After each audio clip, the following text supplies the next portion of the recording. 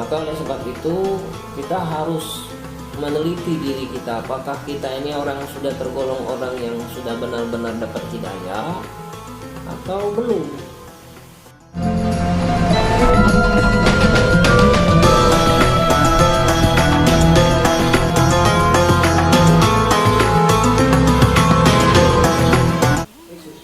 Assalamualaikum warahmatullahi wabarakatuh. Dalam kesempatan kali ini kita kembali menghadirkan narasumber yang syarat pengalaman dalam bidang dakwah, yaitu Bapak Ustadz Dr. Heri Iskandar MPD. Masih dalam lindungan Allah selalu, Pak ya. Amin. Insyaallah. Insyaallah hari ini kita akan menghadirkan tema yang lain, yaitu ciri orang yang mendapatkan hidayah. Nah, hidayah ini sendiri artinya luas ya Pak Eri ya. Bisa ada orang yang belum Islam mendapat hidayah sehingga memeluk Islam, atau orang yang sudah beragama Islam tapi belum taat sehingga bisa mendapatkan hidayah sehingga bisa lebih taat, lebih menjalani agamanya, yaitu agama Islam dengan lebih baik dan benar. Seperti halnya di dalam surat Al-Qasas ya Pak Eri ya, ayat 56. Bismillahirrahmanirrahim. Innaka la tahdi man ahbabta walakinallaha yahdi man yasha wa huwa a'lamu bil muhtadin. Sesungguhnya kita itu tidak bisa memberikan hidayah termasuk kepada orang terdekat kita sekalipun atau orang yang kita kasihi sekalipun.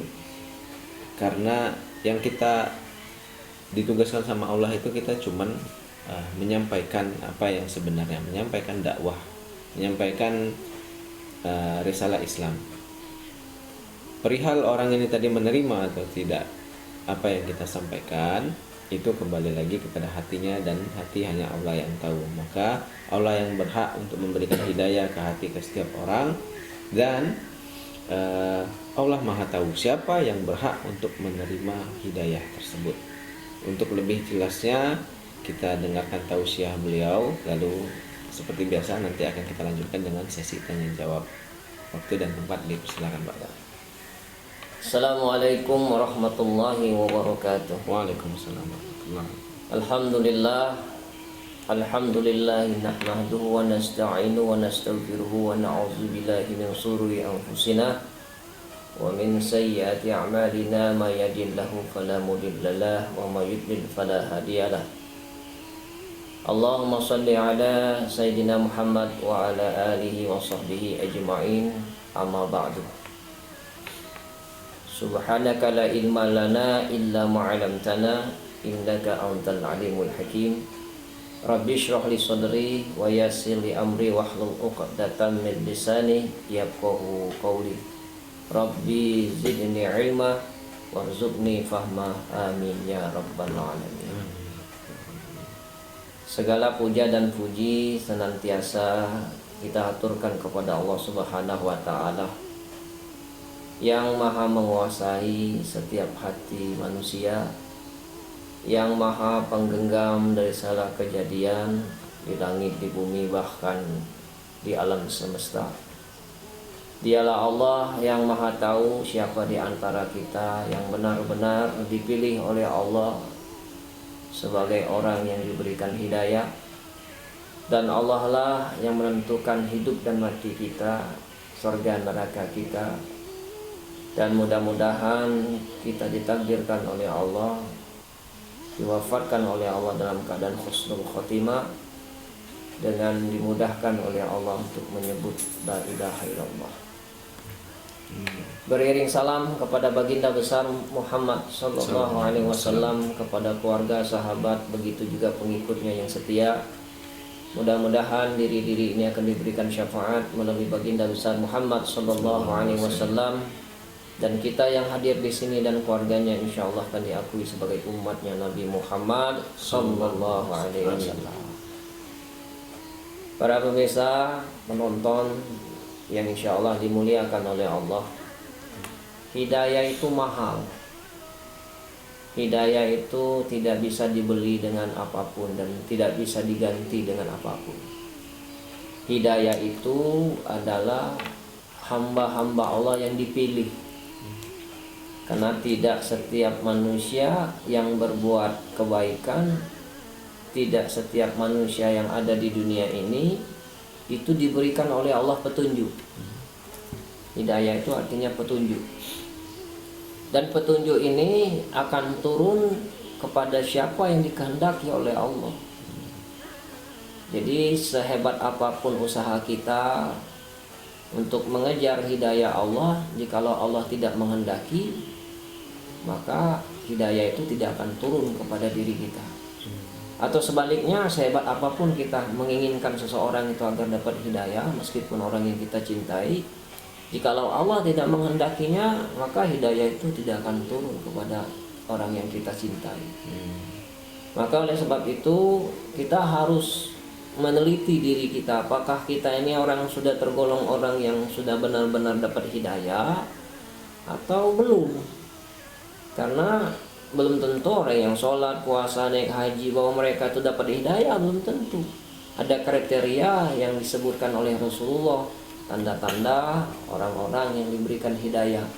Yang pertama yang kita dapatkan dari kitab Ihya Ulumuddin, yaitu yang dikarang oleh Imam Al-Ghazali, bahwa dalam kitab itu mengatakan, qala Rasulullah sallallahu alaihi wasallam, inna nura iza dakhala qalba infashaha wa syaraha.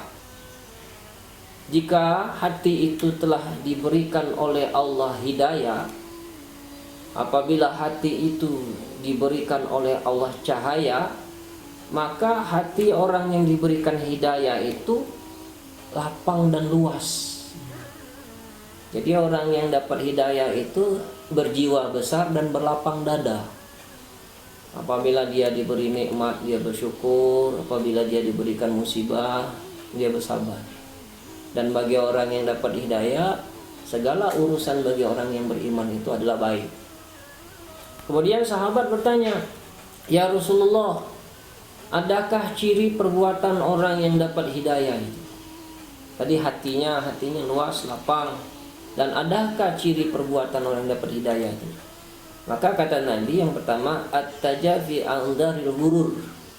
Jadi orang yang dapat hidayah itu, kata Nabi, adalah orang-orang yang menjauhi dari negeri yang penuh dengan tipu-tipu. Nah, negeri yang tipu-tipu ini adalah dunia. Karena dunia ini banyak tipu-tipu. Hubud dunia raksu kulli khati'ah. Jadi kata Nabi, mencintai dunia itu adalah sumber dari segala dosa. Maka dunia ini adalah tipu-tipu. Dan hanya orang-orang yang diberikan hidayah saja menghindar dari dunia-dunia yang penuh dengan tipu-tipu. Kalaupun dia mengejar dunia, jauh dari tipu-tipu. Jadi kalau di dalam diri kita ini masih ada melakukan hal-hal yang sifatnya keduniaan, maka besar kemungkinan orang yang pencinta dunia itu pasti melakukan dengan segala cara, dengan menipu agar tujuannya tercapai. Dan kita harus menyadari kalau kita masih melakukan hal-hal yang tipu-tipu, nah ini bertanda bahwa hidayah kita belum turun ke kita. Bahkan dia berani meninggalkan dunia-dunia, menghindarkan dunia-dunia yang penuh dengan tipu-tipu. Negeri yang tipu-tipu itu banyak di mana? Di dunia. Maka oleh sebab itu kita tidak boleh tertipu. Bal tu'sirunal hayatad dunya wal akhiratu khairu wa abqa. Dan hanya orang-orang yang ingkar kepada Allah saja yang selalu berusaha keras untuk mendapatkan dunia. Padahal akhirat itu tempat yang sangat kekal. Jadi orang yang dapat hidayah itu adalah orang pencinta akhirat, bukan pencinta dunia. Yang kedua kata Nabi, wal inabatu ila daril khulud. Jadi kata Nabi, orang yang dapat hidayah itu adalah mereka kembali ke negeri yang kekal. Negeri yang kekal itu adalah akhirat. Setiap apapun yang dia perbuat di dunia ini tujuannya adalah akhirat. Mencari nafkah dengan cara yang halal itu adalah akhirat. Berjuang keras, mencari pekerjaan tujuannya untuk akhirat, itu adalah kebaikan.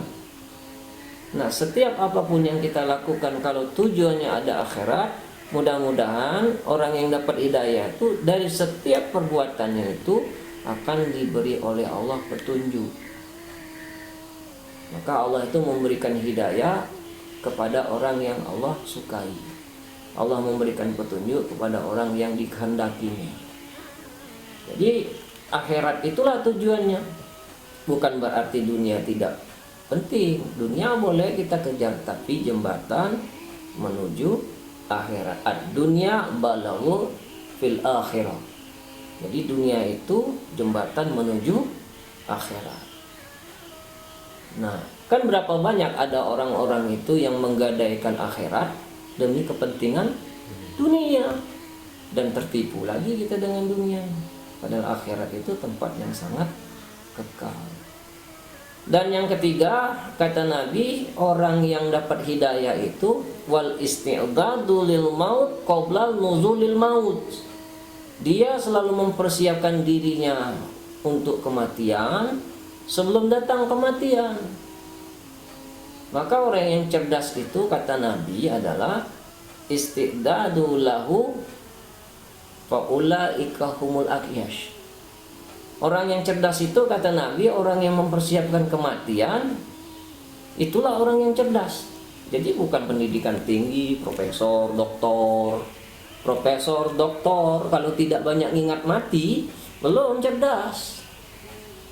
Nah, orang yang cerdas itu adalah selalu mengingat mati, mempersiapkan dirinya untuk bekal kematian. Jadi kalau orientasi kita ini selalu dunia, punya ilmu tinggi dunia, punya harta banyak dunia, punya jabatan tinggi dunia, punya kekuasaan dunia, nah ini tanda orang ini jauh dari hidayah Allah. Maka kematian itu, kata Nabi, kita disunahkan untuk mengingat kematian. Jadi mengingat kematian. Aksiru zikrul maut fa innahu yumahizu suzunba wa yuhidu fid dunya. Jadi kata Nabi, banyaklah ingat mati. Dengan mengingat mati itu akan timbul rasa zuhud kita terhadap dunia. Nah, zuhud itu apa? Lebih yakin kepada Allah daripada apa yang ada pada diri kita. Kita lebih yakin kepada Allah daripada punya uang 100 M. Bagi orang yang dapat hidayah, dia lebih yakin kepada Allah daripada punya uang 100 M. Maka oleh sebab itu dia lebih percaya kepada janji dan jaminan Allah dibandingkan apa yang Allah berikan kepadanya. Itulah orang yang zuhud. Nah, itulah orang yang dapat hidayah. Bukan berarti zuhud itu tak ganti baju, tak gosok gigi misalnya.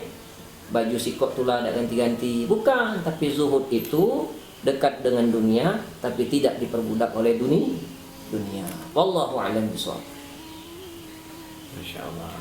Kayak kalau dari apa yang dipaparkan oleh Bapak barusan, kayak kita ini masih sangat jauh dari hidayah itu ya Pak Eri ya. Jadi apakah sama Pak Eri orang yang mendapatkan hidayah dengan orang yang sudah mulai berhijrah gitu Pak Eri? Jadi orang yang dapat hidayah itu awalnya dari hijrah.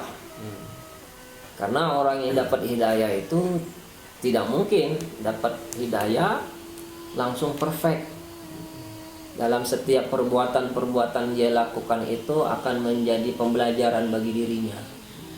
Misalnya orang itu sering minuman keras, mungkin setiap hari 1 botol, dan dia hijrah mau ke jalan Allah, mungkin dari 1 hari 1 botol jadi setengah, mungkin berapa bulan kemudian jadinya seperempat, seloki. Itu berangsur-angsur. Karena dia butuh pembuktian dan butuh waktu untuk merubah diri. Nah, mudah-mudahan sebelum Allah cabut nyawa kita, kita memang sudah benar-benar diberikan oleh Allah hidayah yang full. Mudah-mudahan dalam hijrah kita itu dihitung menjadi kebaikan. Wallahu a'lam bishawab. Jadi pernah juga ada yang bilang bahwa hari terpenting kita di dunia itu saat kita tahu tujuan kita di dunia itu untuk apa, Pak Eri. Nah, kita ini kan terlahir alhamdulillah dari orang tua yang muslim, sehingga kita memeluk agama Islam sedari kita lahir. Nah, seperti halnya kayak Dr. Zakir Naik, dia dari lahir sudah Islam, tapi dia menjadi Islam seutuhnya, kata beliau, setelah dia mencari tahu sendiri kenapa dia harus sholat, kenapa dia harus puasa, kenapa dia harus menyembah Allah dan sebagainya. Saat seorang muslim sudah mengetahui jawaban-jawaban itu tadi, insya Allah jalan untuk hijrah itu jadi lebih mudah, katanya begitu Pak. Betul. Di dunia ini adalah berpetualang gitu. Kita ini mengadakan perjalanan yang harus punya tujuan. Wa ma khalaqtul jinna wa insa illa liya'budun. Tidak kuciptakan jin dan manusia hanya untuk mengabdi kepada Allah. Nah, sholat, puasa, sedekah, haji itu adalah perintah. Perintah dari Allah yang wajib kita lakukan sebagai hamba. Nah, kalau kita tidak sholat, kalau kita tidak puasa, kalau tidak naik haji, kalau tidak sedekah, lalu apa bukti kita bahwa kita ini benar-benar mengabdi kepada Allah? Ya kan? Dan tidak hanya ibadah-ibadah ritual saja yang kita lakukan seperti sholat, puasa, naik haji, sedekah. Tapi ada yang lebih penting daripada itu adalah berakhlak baik. Karena orang yang sering melakukan ritual-ritual yang sifatnya yang ritual ibadah itu, kalau tidak diiringi dengan akhlak yang baik, hablum minan nasnya rusak, maka di sisi Allah dia tidak akan mendapatkan petunjuk hidayah dari Allah. Jadi mau melihat orang itu punya tujuan hidup itu, lihat cara dia bergaul dan cara dia berinteraksi dengan sesama manusia. Jadi betul kita harus punya tujuan supaya semangat. Dan hidup ini sudah ada silabus, sudah ada kurikulum kalau dalam pembelajaran. Kalau dalam agama, Al-Quran dan Sunnah, itulah bimbingan kita. Wallahu a'lam bishawab. Nah, dalam cerita sahabat Rasulullah juga waktu itu sedang berkecamuk perang Yarmuk antara umat Islam dengan Romawi. Saat itu jenderal Islam dipimpin oleh seorang sahabat Rasulullah yang bernama Khalid bin Walid radhiyallahu anhu. Beliau bertarung 1 lawan 1 dengan salah satu jenderalnya dari pasukan Romawi. Kalau tidak salah namanya Gregorius Theodorus. Pada saat mereka berduel 1 lawan 1, mereka juga sambil berinteraksi atau saling ada percakapan di antara keduanya.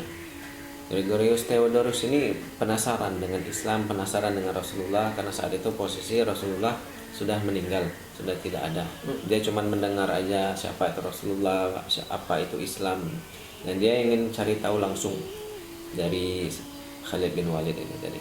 Nah, dia bercerita banyak, bertanya banyak tentang Islam, tentang Rasulullah. Lalu ada satu pertanyaannya yang saya ingat itu, apa posisi seseorang jika masuk ke dalam Islam? Lalu dijawab oleh Khalid bin Walid, katanya bahwa posisi seorang hamba itu di mata Allah itu satu di antara dua, yaitu mulia dan hina. Cuman dua ini aja. Kita mau di posisi yang mana? Bahkan jika kami, kata Khalid bin Walid ini tadi, kami yang masuk Islam itu saat bertemu bercengkrama dengan Rasulullah, melihat sendiri semua keajaiban yang dipunyai oleh Rasulullah, itu wajar kalau kami ini Islam. Tuh. Tapi kalau ada orang setelah itu yang tidak pernah bertemu dengan Rasulullah dan dia memilih untuk beragama Islam, itu bisa lebih mulia daripada kami ini, katanya begitu Pak Eri. Jadi benar ya itu Pak Eri ya. Betul. Jadi kata Nabi, pernah Nabi sedang duduk sendirian. Nabi pada saat itu menangis. Ditanya oleh sahabat, "Ya Rasulullah, apa yang membuat kau menangis?" "Aku rindu dengan saudaraku." Jadi kata sahabat, "Bukankah kami ini adalah saudaramu ya Rasulullah?" "Bukan. Antum sahabat, engkau adalah sahabatku." "Lalu siapa saudaramu ya Rasulullah?"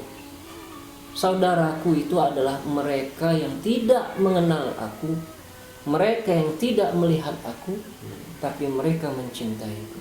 Siapakah mereka? Kita yang sekarang berada di zaman ini.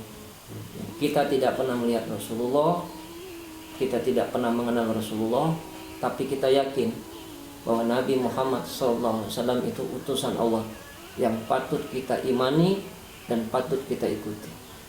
Jadi betul. Jadi kita ini adalah makhluk yang mulia, yang dimuliakan oleh Allah dan dimuliakan oleh Rasulullah. Dianggapnya saudara. Dianggapnya saudara. Jadi bukan lagi sahabat, saudara. Jadi rugi kalau kita sekarang ini yang yakin kepada Nabi Muhammad, mereka yang belum beriman kepada agama Islam, rugi. Inna dinna indallahi Islam. Agama yang diridhai oleh Allah itu adalah Islam. Allahu a'lam bishawab. Kita jaraknya jauh, 1400 tahun lebih kan dari Rasulullah dengan kita sekarang. Nah berarti itu jadi tugas kita ya Pak Eri ya, untuk mengenalkan ke generasi Islam selanjutnya siapa itu Rasulullah, bagaimana kisah hidupnya, bagaimana kisah dakwahnya dan sebagainya. Betul. Agar mereka jadi lebih mencintai kan. Kalau nggak kenal kan nggak sayang. Berarti tugas kita untuk memperkenalkan siapa sih Rasulullah itu. Betul.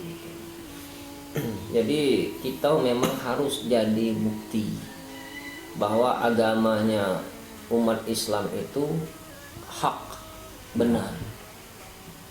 Kalau mereka tidak bisa belajar dari Al-Quran dan Sunnah, mereka yang di sana maksudnya non-Muslim maupun Muslim yang tidak begitu mengenal tentang Islam, tapi mereka bisa melihat bukti bahwa umat Islam itu baik dengan memperlihatkan keindahan akhlak. Nah ini berarti juga kan banyak orang menyepelekan tentang mu'alaf Pak Eri. Ada yang bilang bahwa mu'alaf itu baru belajar agama, orang mu'alaf itu belum pintar ngaji, orang mu'alaf itu tidak jadi santri di mana misalnya. Jadi terkadang apa yang diucapkan seorang mu'alaf itu walaupun itu berupa kebenaran nggak terlalu didengar oleh orang karena faktor-faktor ini tadi.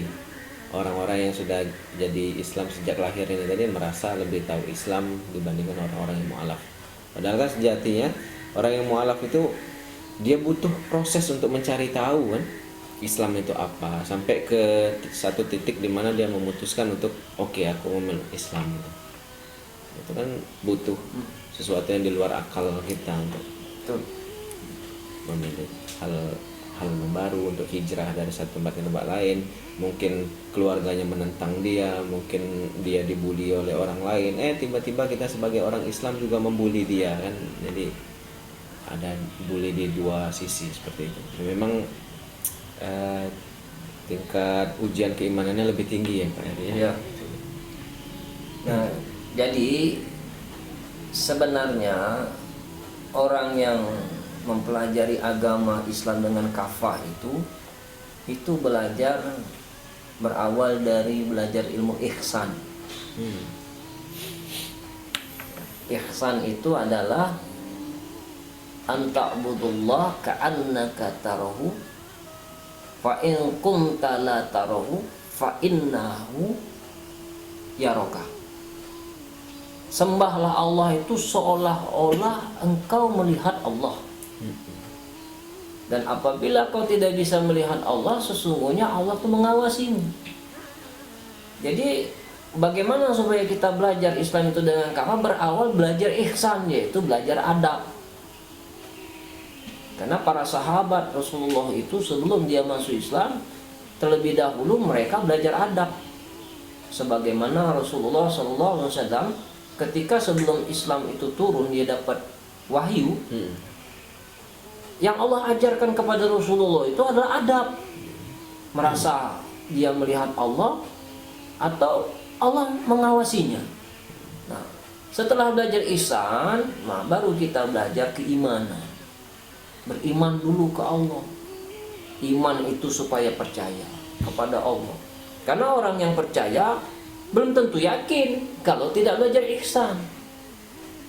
Jadi iman itu agar kita percaya kepada Allah, Islam itu supaya tahu. Jadi belajar Islam supaya tahu, beriman supaya percaya, berihsan supaya yakin. Jadi kita tidak boleh menyepelekan orang kalaupun dia tidak bisa mengaji, dia belum mengerti tentang hukum Islam. Tapi bagaimana akhlak dia? Apalah artinya orang yang berilmu tinggi, mengerti tentang fikih, mengerti tentang aturan hukum Islam, tapi tidak berakhlak. Nah, ini tidak beda sama iblis. Iblis itu tahu tentang hukum. Iblis itu bahkan hafal Quran. Iblis itu bahkan lebih taat daripada malaikat. Kenapa terbuang dari surga? Sombong. Kata adab. Maka adab ini penting karena kesombongan tadi. Maka oleh sebab itu kita harus belajar ihsan. Ibnu Mubarak itu mempelajari berilmu, menuntut ilmu itu 50 tahun. 30 tahun dia belajar adab, 20 tahun dia belajar ilmu agama. Jadi yang lebih penting itu, terpenting itu, lebih baik kita bersahabat dengan yang beradab sedikit ilmu daripada berteman atau bersahabat dengan orang yang banyak ilmu tapi tidak punya adab. Allahu a'lam bishawab. Insyaallah. Nah, masalah hidayah ini sendiri kan ya sulit ya Pak Eri ya. Kita tuh tidak tahu kita di level yang mana nih Pak Eri. Apakah tadi kita sudah di level yang sudah mendapatkan hidayah atau tidak.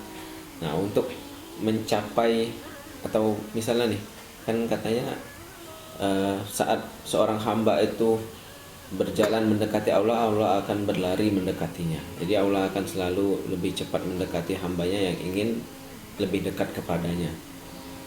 Ada nggak Pak Eri ibadah atau ritual khusus yang harus kita praktekkan atau kita biasakan sehari-hari agar Allah itu bisa mengenal kita, bisa lebih dekat dengan kita seperti itu? Yang jelas supaya kita ini dituntun oleh Allah, dilindungi oleh Allah, dicukupi oleh Allah, salah satunya adalah doa. Ad-du'a silahul mu'minin. Doa itu senjata orang yang beriman. Kenapa harus berdoa? Karena yang menguasai hati kita ini Allah semata. Wallazi anzala sakinata fi qulubil mu'minin. Dialah Allah yang meletakkan sakinah, ketenangan ke dalam hati orang yang beriman.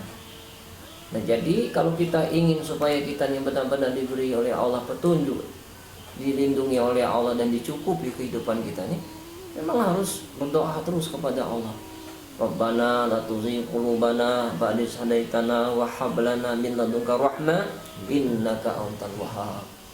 Ya Allah, ya Tuhanku, berilah aku petunjuk. Dan apabila telah Engkau beri petunjuk, jangan Engkau bengkokkan. Sungguhnya Engkau itu banyak memberikan rahmat kepada kami. Nah, jadi berbohong kepada Allah itulah agar kita dibimbing. Jadi setiap apapun yang kita lakukan, minta petunjuk kepada Allah. Mudah-mudahan selamat. Wallahu a'lam bishawab. Nah, di kehidupan kita ini juga Pak Eri, ya banyak yang istilahnya itu masih Islam KTP ya Pak Eri. Agamanya Islam tapi tidak pernah sholat misalkan, bahkan sholat Jumat pun jarang misalnya untuk laki-laki, misalnya hanya sholat setahun sekali pada saat Idul Fitri, Idul Adha misalnya gitu kan.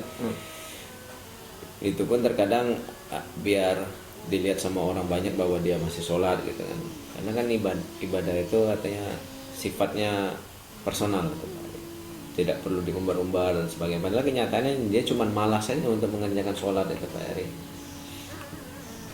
Apakah kita dengan mendakwahi orang-orang seperti ini tuh dengan cara ucapan, tapi kadang mereka merasa lebih pintar dari kita, atau apakah dengan perbuatan kita Pak Eri lebih tepatnya seperti apa? Jadi dakwah yang paling efektif itu sebenarnya berawal dari mendakwai diri sendiri. Maka Allah Subhanahu wa taala memberikan isyarat kepada kita, ya ayyuhallazina amanu qu anfusakum wa ahlikum nar. Hai orang-orang yang beriman, jagalah dirimu, keluargamu. dari siksa api neraka. Jadi dakwah yang paling efektif itu sebenarnya dengan dakwah memperbaiki diri dulu. Karena tidak akan efektif kita berdakwah, mendakwai orang itu dengan kata-kata mungkin kalau tidak berawal dari memperbaiki diri. Karena satu perbuatan yang baik itu jauh lebih baik daripada 1.000.000 kata. Jadi kita harus benar-benar bersungguh-sungguh untuk memperbaiki diri. Karena perkataan itu hanya sekedar pendukung. Tapi yang lebih penting dari dakwah itu adalah memperbaiki diri dan berusaha keras untuk mendakwai diri sendiri. Nah, mudah-mudahan kebaikan kita, perbuatan kita itu dilihat, dirasakan dan bisa menjadi uswatun hasanah bagi orang lain. Sebagai bukti bahwa Islam itu begini, rahmatan lil alamin. Allahu a'lam bishawab. Baik, alhamdulillahirabbil alamin.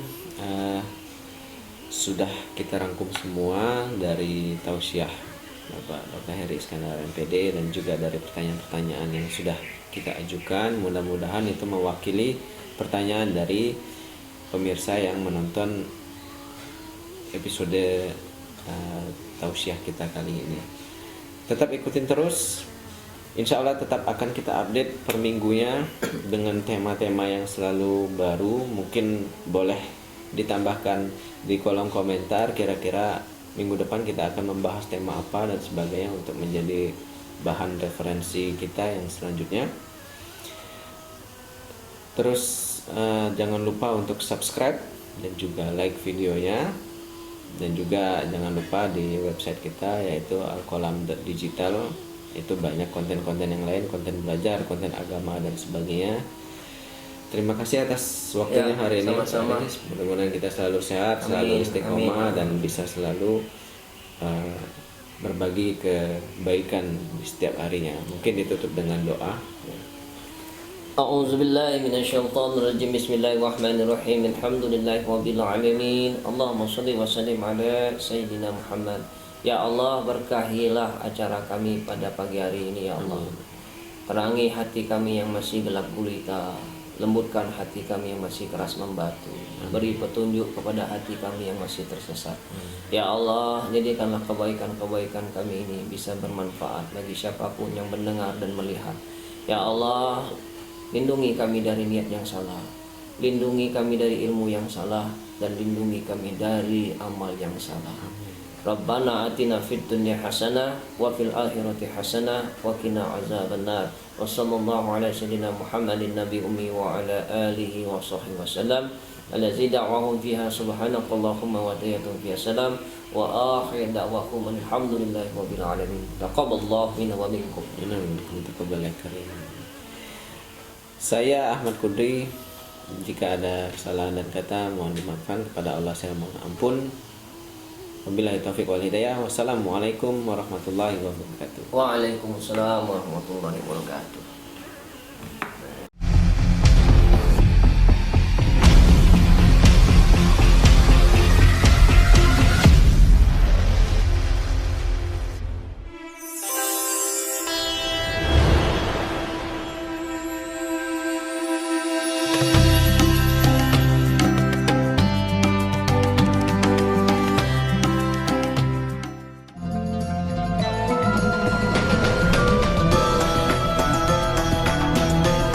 Maka oleh sebab itu kita harus meneliti diri kita, apakah kita ini orang sudah tergolong orang yang sudah benar-benar dapat hidayah atau belum.